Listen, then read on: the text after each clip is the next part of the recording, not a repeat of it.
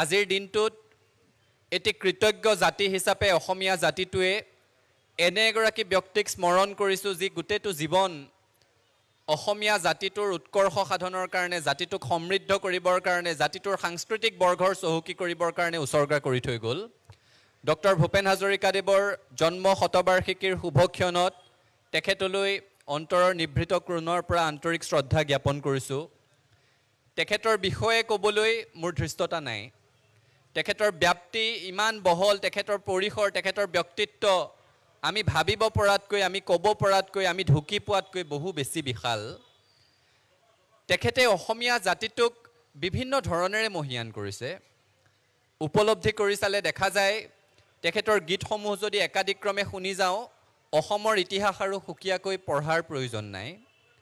আজি পুৱাৰ ভাগত সদৌ অসম ছাত্ৰ সন্থাৰ উদ্যোগত অসমৰ প্ৰতিখন জিলা সদৰত 100 গৰাকীকৈ শিল্পী, যুৱক যুৱতী, ছাত্ৰ ছাত্ৰীয়ে ডক্টৰ ভূপেন হাজৰিকাদেৱৰ মানুহে মানুহৰ বাবে গীতটি সমবেত সংগীত হিচাপে পৰিৱেশন কৰিছে।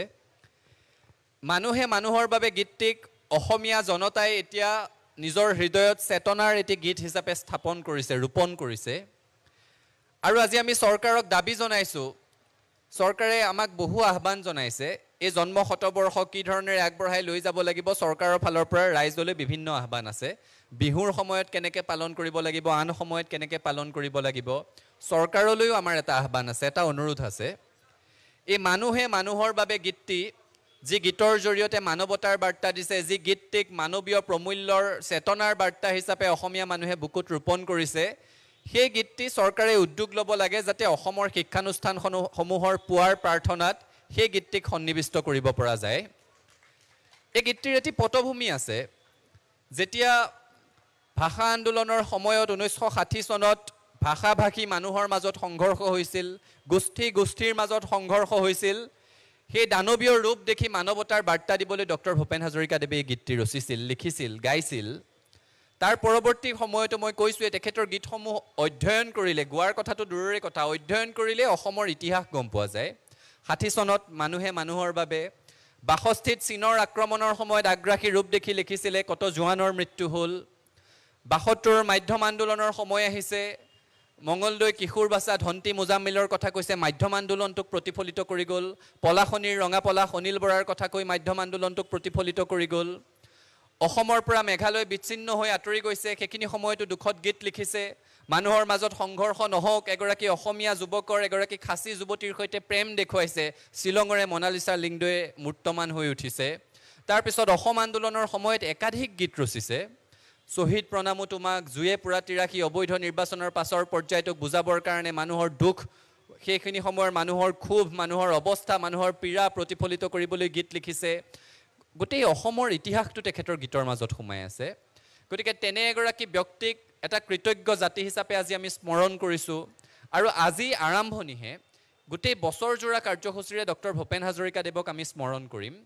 আমি এইবাৰ সংকল্প লৈছোঁ যে অসমৰ বচা 100 গৰাকী ব্যক্তি যিয়ে ডক্টৰ ভূপেন হাজৰিকাদেৱৰ নিকট সান্নিধ্য পাইছিল, তেনে ব্যক্তিৰ লেখাৰে সৈতে সমৃদ্ধ এখন স্মাৰক গ্ৰন্থ আমি প্ৰকাশ কৰি উলিয়াম, য'ত ডক্টৰ ভূপেন হাজৰিকাদেৱৰ আনে নেদেখা, আনে নজনা অথচ জানিবলগীয়া বহুতো বিষয় তাত উন্মোচিত হ'ব। আমি তেখেতৰ সৈতে তেখেতৰ শিল্পৰ সত্তাটোক প্ৰতিফলিত কৰিব পৰাকৈ স্থানীয় শিল্পীসকলৰ সহযোগত প্ৰতিখন জিলা সদৰত ৰং তুলিকাৰ দিন এটি উদযাপন কৰিম।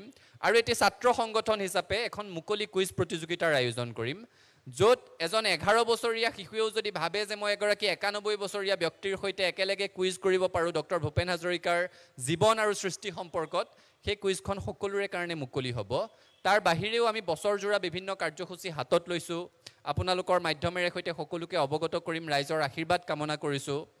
আজি সমস্যাৰ কথা পাতিব বিচৰা নাই, সম্ভাৱনাৰ কথা পাতিব বিচাৰিছোঁ, সদ্ভাৱনাৰ কথা পাতিব বিচাৰিছোঁ।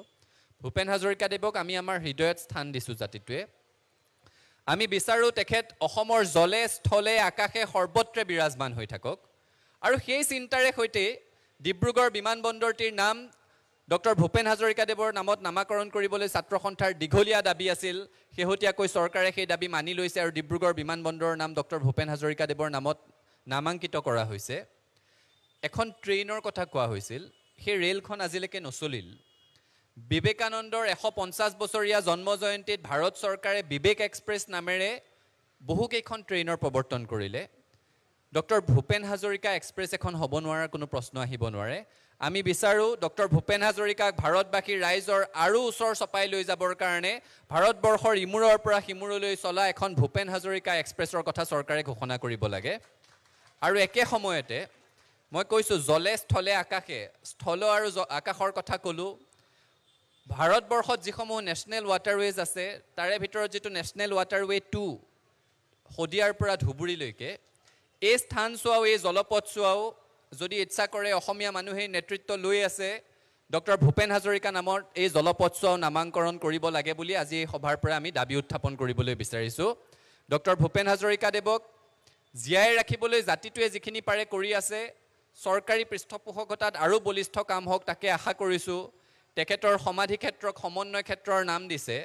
সঁচা অৰ্থত সেয়া সমন্বয় ক্ষেত্ৰ কিন্তু সেই সমন্বয় ক্ষেত্ৰক লৈ ৰাইজৰ যি সপোন আছিল যে সমন্বয় ক্ষেত্ৰ এই সমাধি ক্ষেত্ৰ এই ধৰণেৰে নিৰ্মিত হওক ৰাজঘাটতকৈ ভালদৰে নিৰ্মাণ হওক যাতে বিশ্বৰ যিকোনো প্ৰান্তৰ পৰ্যটকৰ বাবে এই আকৰ্ষণৰ কেন্দ্ৰবিন্দু হ'ল কিন্তু হৈ নুঠিল মানুহে বিচাৰিছিল যে ভূপেন হাজৰিকাৰ সান্নিধ্য নোপোৱা অনাগত হাজাৰ বছৰৰ অসমীয়া প্ৰজন্মই তাত উপস্থিত হৈয়ে যাতে ডক্টৰ ভূপেন হাজৰিকাৰ ব্যক্তিত্বৰ সত্তাটোক উপলব্ধি কৰিব পাৰে সেই ধৰণেৰে নিৰ্মাণ হ'ল হৈ নুঠিল মানুহে বিচাৰিছিল যাতে বিশ্বৰ যিকোনো প্ৰান্তৰ পৰা এজন গৱেষক আহি তাত উপস্থিত হ'লে ডক্টৰ ভূপেন হাজৰিকাদেৱৰ সৃষ্টিৰাজিক লিৰিকি বিদাৰি চাই গৱেষণা কৰিব পৰাকৈ তাত অৱলম্বন থাকক কিন্তু সেয়াও হৈ নুঠিল গতিকে চৰকাৰলৈ আমাৰ বিনম্ৰ অনুৰোধ আমাৰ আহ্বান আমাৰ দাবী ডক্টৰ ভূপেন হাজৰিকাদেৱৰ সমাধি ক্ষেত্ৰটোক লৈ ঠেক ঠুক কৃপণালী নকৰাকৈ আটক ধুনীয়াভাৱে গঢ়ি তুলিব লাগে বিশ্বৰ এক ঐতিহ্যৰ ক্ষেত্ৰৰ লগত তুলনা কৰিব পৰাকৈ পৰ্যটকৰ আকৰ্ষণৰ কেন্দ্ৰ হোৱাকৈ ইয়াক গঢ়ি তুলিব লাগে সেই দাবী চৰকাৰৰ ওচৰত পোষণ কৰি আপোনালোক আটাইকে অনুষ্ঠানটোৰ উপস্থিত হোৱাৰ বাবে ধন্যবাদ আৰু কৃতজ্ঞতা জ্ঞাপন কৰি মই মোৰ ক'বলগীয়াখিনি সামৰিছোঁ আমি একেলগে আছিলোঁ একেলগে আছোঁ একেলগে থাকিম হাতে হাত ধৰি আগবাঢ়িম সফলতাৰ আকাশ চুমিম ধন্যবাদ জয় অসম